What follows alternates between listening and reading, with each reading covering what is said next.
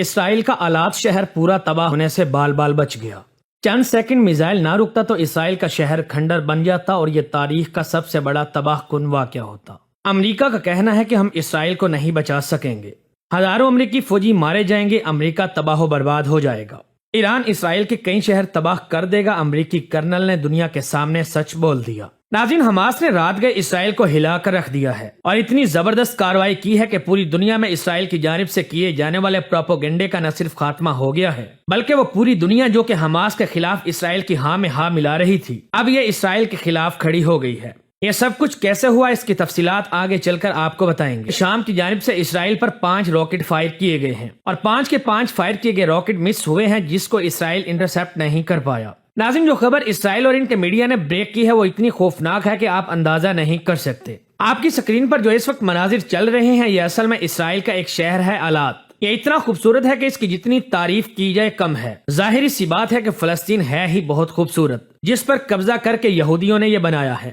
اصل میں ایک ایسا شہر ہے جس پر ڈسکو سے لے کر آپ کو خوبصورتی، نیچر، آرٹیفیشل بیوٹی، غرض کے سب کچھ ملتا ہے اور دنیا بھر سے ٹورسٹ سیر و تفریح کرنے اور چھٹیاں گزارنے کے لیے آلات کا رخ کرتے ہیں۔ لیکن ناظرین، یہاں اب صورتحال بہت خراب ہو چکی ہے۔ خبر یہ ہے کہ 2 دن پہلے حوثیوں نے یمن کے اندر سے ایک میزائل فائر کیا اور اس میزائل کو مڈل ایسٹ کے اندر امریکہ نے روکا ہے، جو کہ سیدھا آلات کے اوپر جا کر گرنے والا تھا۔ اسرائیل کا یہ کہنا ہے کہ یمن کے اندر سے حوثیوں کی طرف سے فائر کیے گئے 4 میزائل اگر امریکہ کسی ایک کو بھی ٹائملی گرانے میں چند سیکنڈز یا چند لمحوں کی دیر کر دیتا تو اس میزائل کی ڈائریکشن آلات کے اس ساحلی علاقے میں تھی، جہاں اسرائیلیوں نے سارے شہر کو خالی کرا کے تقریباً 3 لاکھ لوگوں کو ایک جگہ پر اکٹھا کیا ہوا تھا۔ اور اگر یہ میزائل سیدھا اس جگہ کو آ کر ہٹ کرتا تو اس صورت میں اسرائیل کے اندر وہ تباہی برپا ہونی تھی جو کہ شاید ہی دنیا نے کبھی دیکھی ہو۔ آپ کو بتاتا چلوں کہ اس فائر کیے گئے ایک میزائل کا وزن 410 کلو گرام تھا اور اس حملہ کے بعد اسرائیل کی طرف سے وہ کچھ ہوتا کہ تیسری جنگ عظیم کا شروع ہونا یقینی تھا۔ آپ ان تمام تر معاملات سے اسرائیل کی صورتحال کا اندازہ بخوبی لگا سکتے ہیں کہ وہاں کس قدر بے چینی پائی جاتی ہے،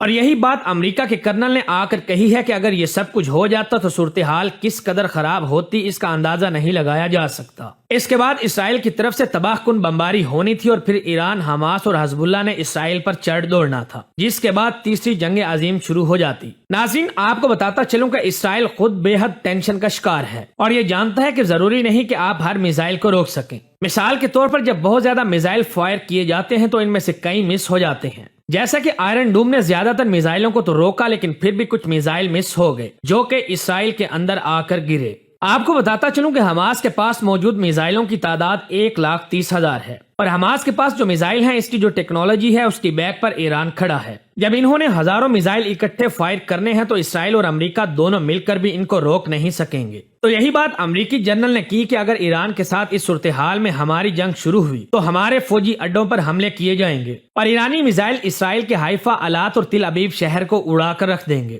حتیٰ کہ یروشلم بھی تباہ و برباد ہو جائے گا۔ آپ کو بتاتا چلوں کہ یہ اسرائیل کا بہت پرانا منصوبہ ہے کہ اس موجودہ صورتحال میں جنگ کے دوران اگر کوئی میزائل یا راکٹ اسرائیل پہ آ کر گرتا ہے تو چاہے وہ خود برباد ہو جائے لیکن وہ ہر صورت میں مسجد اقصی کو تباہ و برباد کر دیں گے، کیونکہ اس کے علاوہ اسرائیل مسجد اقصی کو کسی بھی صورت میں شہید نہیں کر سکتا۔ اب آگے کیا ہوگا یہ تو اللہ تعالیٰ کی ذات ہی بہتر جانتی ہے، اور اسی چیز کو اسرائیل نے 2012 میں ایک ویڈیو کی شکل میں دکھایا تھا جس کو آپ سکرین پر دیکھ سکتے ہیں کہ کیسے ایک میزائل آ کر مسجد اقصی پر گرتا ہے اور مسجد اقصی کو شہید کر دیا جاتا ہے۔ اور اسرائیل نے یہ تمام تر منصوبے پوری دنیا کے سامنے پہلے سے ہی رکھے ہوئے ہیں اور ان تمام تر حالات سے آپ بخوبی اندازہ لگا سکتے ہیں کہ صورتحال کس طرف جا رہی ہے۔ یہی وجہ ہے کہ فرانس نے اسرائیل کو ایسا کرنے سے منع کیا ہے کہ اگر یہ جنگ شروع ہوئی تو پھر اس کو آپ روک نہیں پائیں گے۔ اسرائیل کے بارے میں کہا جاتا ہے کہ یہ بہت تیز ہیں، اس کے بارے میں کوئی دو رائے نہیں کہ ان کی ایئر فورس، ان کا ڈیفنس سسٹم بہت اچھا ہے، لیکن اس کے باوجود اسرائیل اس تمام تر صورتحال میں ان سے لڑ نہیں سکتا جو کہ اپنی جان ہتھیلی پر رکھ کر نکلے ہوئے ہیں۔